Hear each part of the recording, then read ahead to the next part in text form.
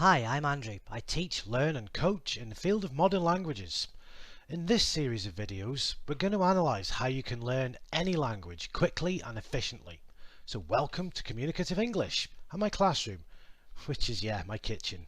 This is until I can move to another country or perhaps go on a holiday and record some real live language.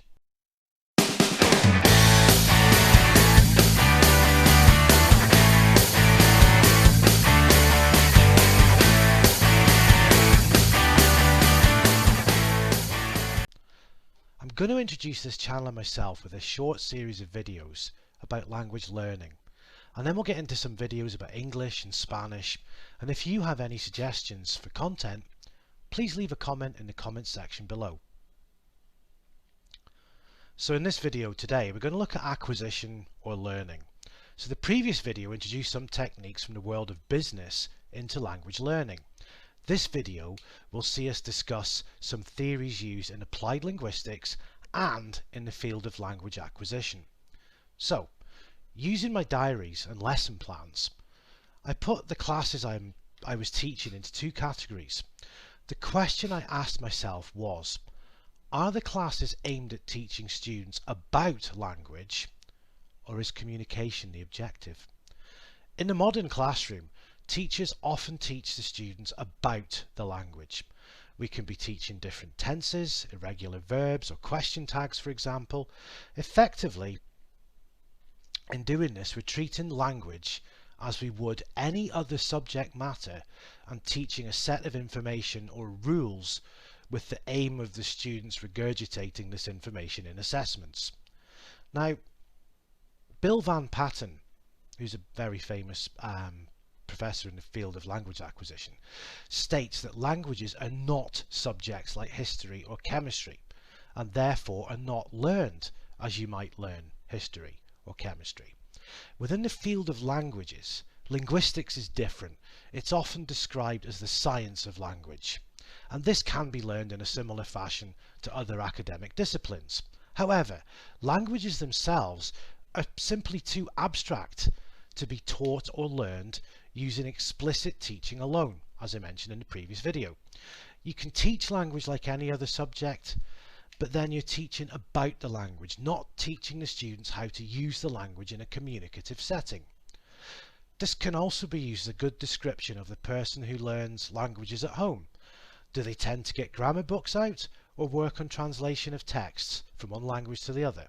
It may work for some people, however, is it communicative? Is it time well spent at the beginning of the process of learning another language? Indeed, can you effectively learn a language, or should you go about acquiring it? The next place to look is something called mental representation. So, mental representation refers to the abstract, implicit, underlying linguistic system in a speaker's mind. Language is abstract because it's not tangible. It's not a prescriptive set of grammar rules. Rather, it's a collection of abstractions from which our grammar rules are derived. Our textbooks or grammar references are not what physically or mentally occur in a speaker's mind when they use a language. These reference books are used to describe what happens. Mental representation is implicit as it exists outside of our awareness, for non-linguists anyway. For example, in English we say the big black cat, not the cat black big. Many speakers of English can't describe why the second example here is grammatically unacceptable. This knowledge exists outside of their awareness. Now, mental representation includes all the formal features of a language, such as lexicon, syntax, phonology and semantics.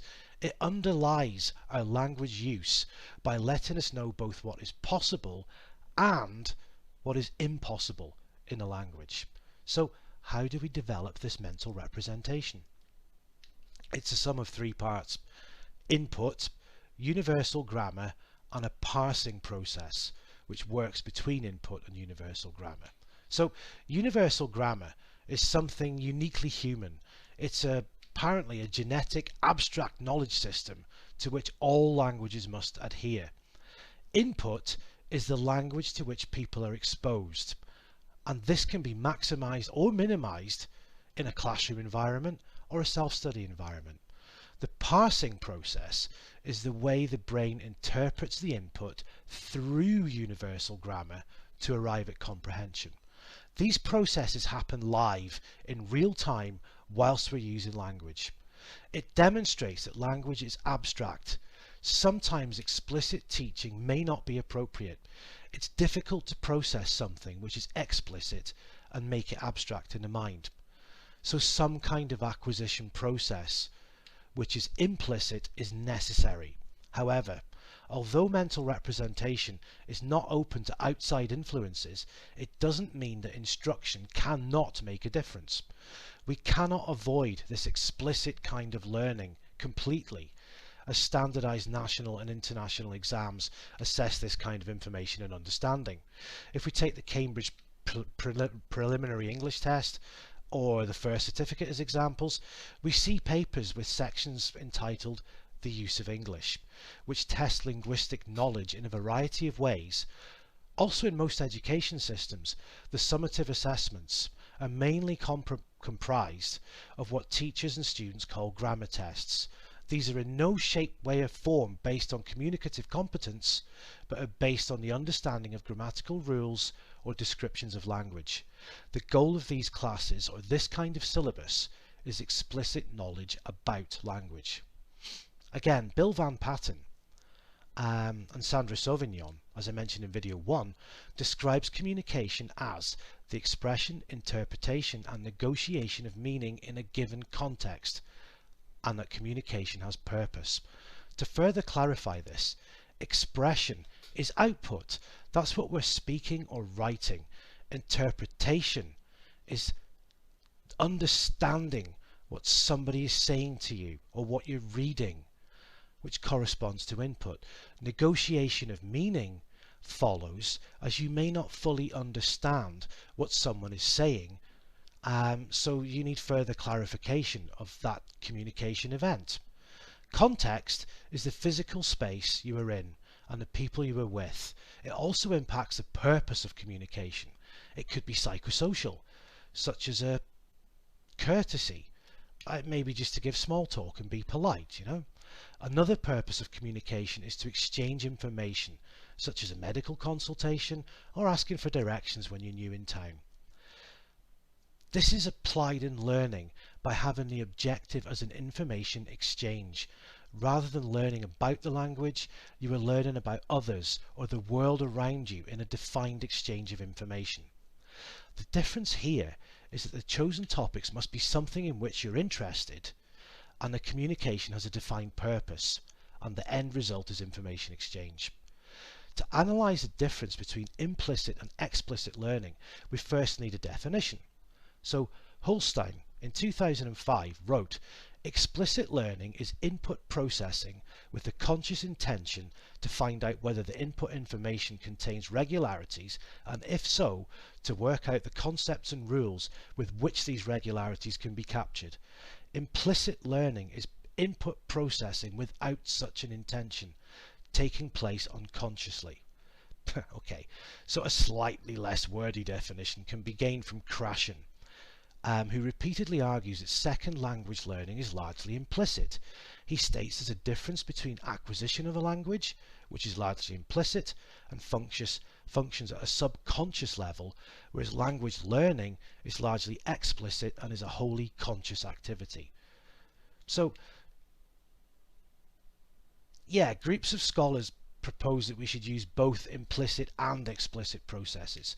Schmidt in 2001 argues that for acquisition to occur, learners must notice linguistic features of the input, so some kind of conscious awareness is needed for learners to be successful language learners and communicate at a near native-like level. He states that implicit and explicit language learning are required, however this is determined by the nature of the linguistic item that the learner encounters in the input.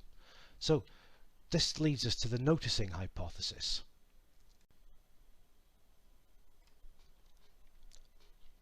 The noticing hypothesis was launched in 1990 by Richard Schmidt from Hawaii.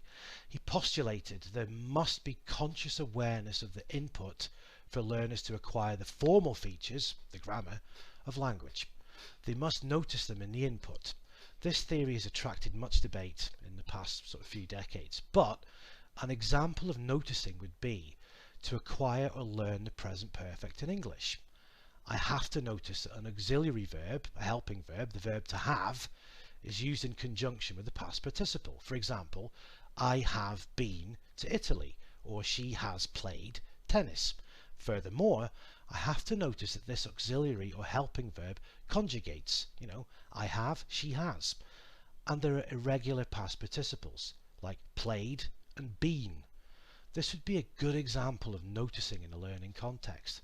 However, when we look at noticing with ungrammaticality and hidden features, there are some issues. If we look at the example of I can undo my shoelaces, but I can't unride my bike, I can rewrite an assignment, but I can't refeed my dog. Why do some of these prefixes, re in this case, work with certain verbs and not others? How do I know that un works with do, but not ride? How do I know that re works with write, but not feed? The original scope of the noticing hypothesis was that learners would notice what was in the input, but they can't notice what is not in the input. So with hidden meaning and ungrammaticality, there is an issue. Furthermore, can most speakers identify why these prefixes work with some verbs and not others? This means, once again, with ungrammaticality and hidden meaning, we're looking at implicit, not explicit awareness. These ungrammaticalities and hidden meanings may be constraints to language learning.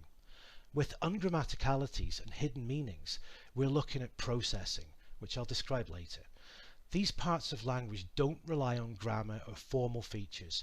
We're using words, phrases, chunks and routines to construct meaning.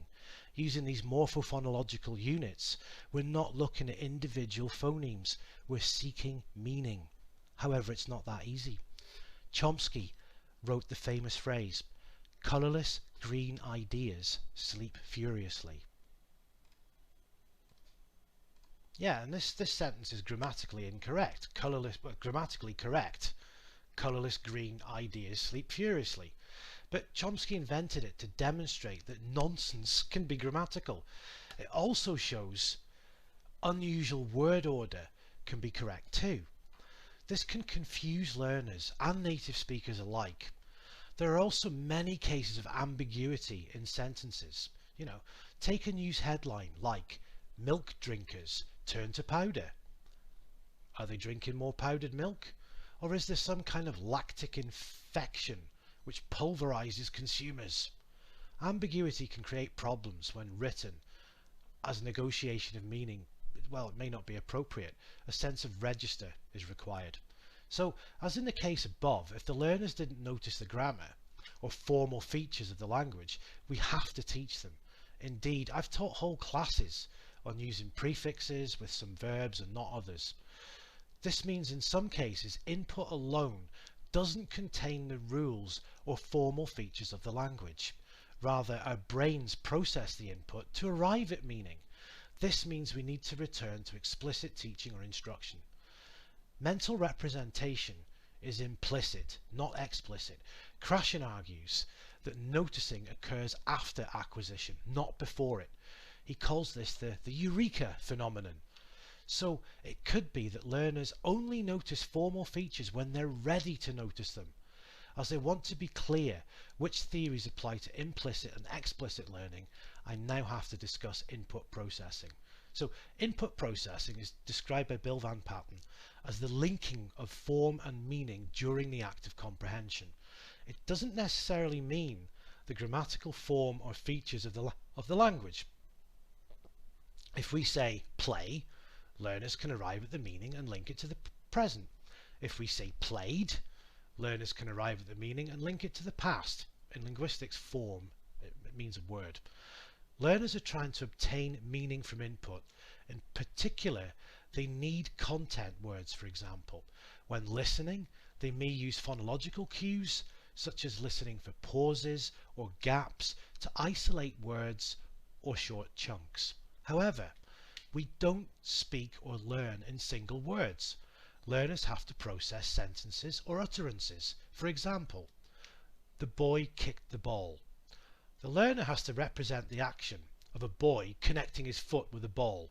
Also, we could say the ball was kicked by the boy, which requires the same mental representation. So verb and noun endings can be processed. To use the example above, learners don't think that play refers to the present and play plus ed refers to the past. Played refers to the past. This is another abstract process. In English, in English morphology, verbs are relatively uninteresting. Verbs come in only 4 variants: play, plays, played, and playing. Of course, there are irregular verbs which elementary learners, they have to get to grips with. But compare this to the Romance languages like Spanish and Catalan, where there are approximately 50 verb endings for each verb. However, the processing principle is the same. English irregular verbs are the bane of many learners. These verbs are rooted in Indo-European language, where a vowel change happened to indicate a tense change. And this rule has long since been forgotten. Irregular verbs do come in similar sounding families, such as drink, drank, drunk, swim, swam, swum. But they tend to be taught in alphabetical order, and that really requires an amazing feat of memorization, and another feat of overcoming abject boredom. However, to further complicate this situation, verbs do change due to dialectal differences. The past of sneak used to be sneaked, now snuck is becoming more common, presumably because it sounds like stick and stuck. Other differences, they include in UK English get, got, whereas in the US they use get, got, gotten. Now, this structure still exists in English in the UK in the word forget. So forget, forgot, forgotten. So apart from input, people must be learning these verbs in a kind of rote fashion. For example, in the example of the boy kicked the ball, the active sentence has the first noun as the subject of the sentence. However, in the passive, the ball was kicked by the boy, the first noun is not the subject, it's the object. This could lead learners to construct a meaning of a huge ball kicking a boy.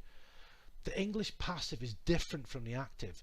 The initial instinct of the learner could be to rely on the first noun being the subject of the sentence. Subject and agent is fairly vague in English. At this juncture, we need to quickly delve into semantics.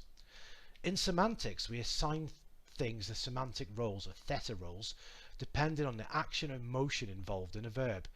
Different roles are given to other participants of the sentence. The main roles are agent, patient, experiencer, beneficiary, location, and stimulus. This is from Said in 2008. The agent is the one deliberately performing the action. In the example above with the boy, both in the active and passive sentences, the boy performs the action. The ball undergoes or experiences the action, and therefore is the experiencer. The subject is the part of the sentence which the verb agrees with, which makes the subject a syntactic function. In that sentence, the agent is the boy because he does the kicking in both cases. It's the subjects which change. In the first sentence it's the boy, in the second sentence it's the ball. The difference in the form kicked and was kicked plays a role in morphology and syntax. Both are part of the lexeme kick, and we choose the correct form according to the requirements of the sentence. I mentioned verb endings earlier while we were looking at morphology. It may be prudent to discuss some of the issues which can be encountered. English uses derivational morphology, where a new word can be created from an existing one. I teach English, therefore English is teachable. In English we can add prefixes before existing items and suffixes after existing items to make compound words by joining two together. So the word unteachable adds both a prefix and a suffix to the base teach in order to change meaning.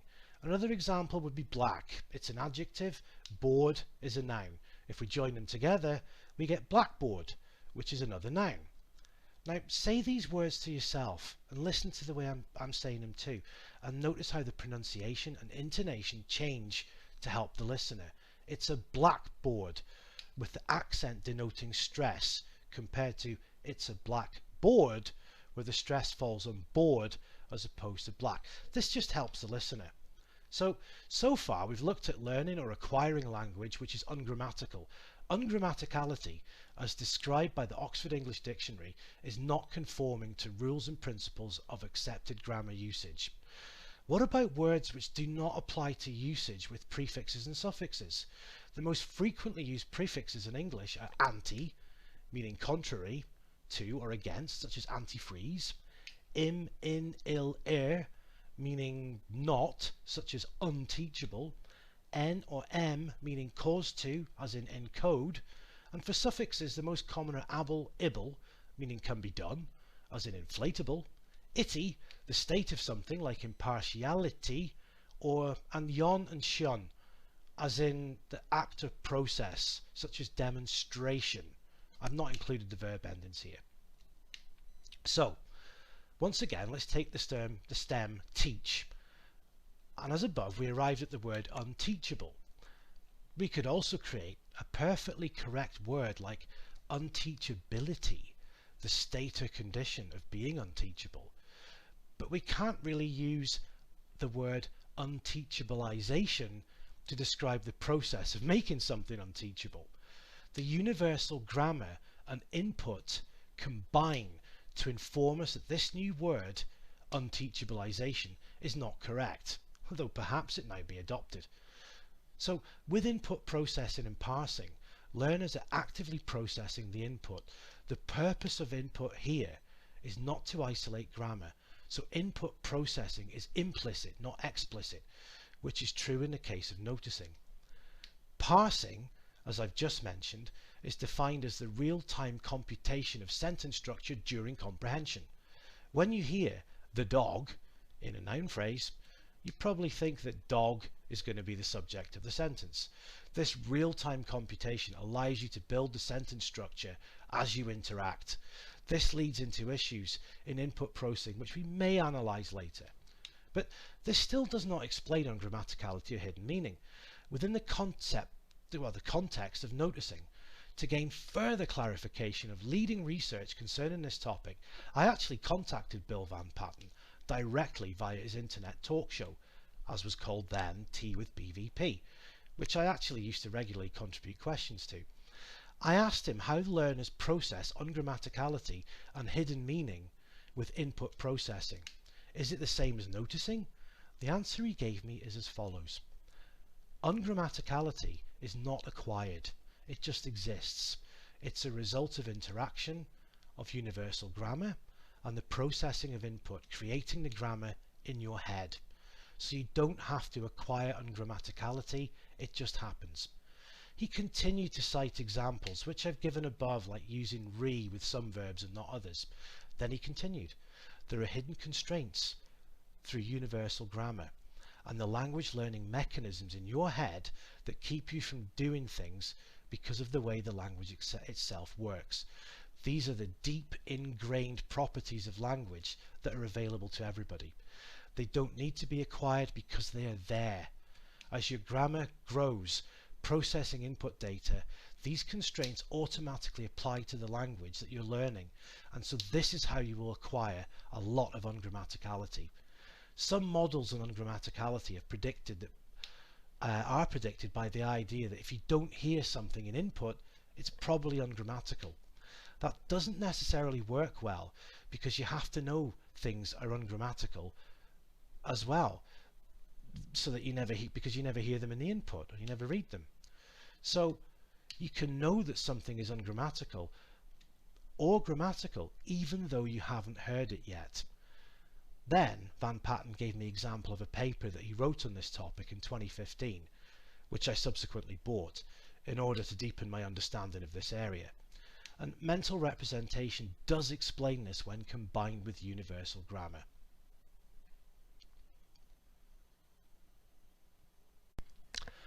So universal grammar is a linguistics construct defined as an innate or inherent set of constraints or principles and a set of features that are common to all human languages. A feature is, for example, tense, which refers to whether a sentence is marked for a time frame or not. That's to say past, present or future. Language can draw from these features. It cannot invent different ones. One Principle or constraint is phrase structure. All languages consist of a head, complement and specifier. The head gives the phrase's identity, such as a verb or noun phrase. These are built into languages. Principles and constraints are relevant to all languages. Spanish selects for tense and distinguishes between infinite and finite structures. Chinese does not distinguish between tensed and non-tense sentences. Various features of universal grammar are what are at play to make language different or very similar, such as classical Latin and Japanese are actually structurally very similar.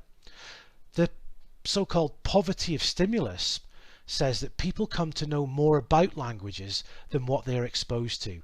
The linguistic representations in your head are much more rich and far more abstract than the input you're exposed to. For example, contractions provide a good illustration of this. We can contract in some environments but not in others. Should have is often contracted to shoulda. For example, I should have eaten breakfast today. We can say I should have eaten breakfast today. But a question, should I have eaten breakfast, is not contracted. Yeah? So universal grammar is responsible for this mental representation. And the general idea is that universal grammar guides, constrains, and guarantees language acquisition. It's there to be used and maximized to help with acquisition, but there's still a lot of learning involved. However, as is the case with first language acquisition, it takes years to acquire it. However, with adults, there is often the issue of mother tongue transfer or interference, which inhibits second language acquisition. This can lead to what's called the critical period hypothesis, which states that generally after puberty, maturation determines that universal grammar is no longer available. If that were the case, it would explain why adults don't acquire languages as quickly as children do. Certainly, there's a lot of peer-reviewed research which indicates that adults don't really acquire a phonemic system of second language or target language as well as children do, but as far as semantics are concerned, acquisition is similar. However, there is research which indicates adults can acquire languages just effectively as children do, and this is a general overview of some of the points I raised in the first video. Of course, understanding how languages are acquired not only in children but in adults does have a huge impact on how successful we can be. It helps us to understand what we're up against. This applies to acquisition and not necessarily to language learning. These are two, well, they're not mutually exclusive.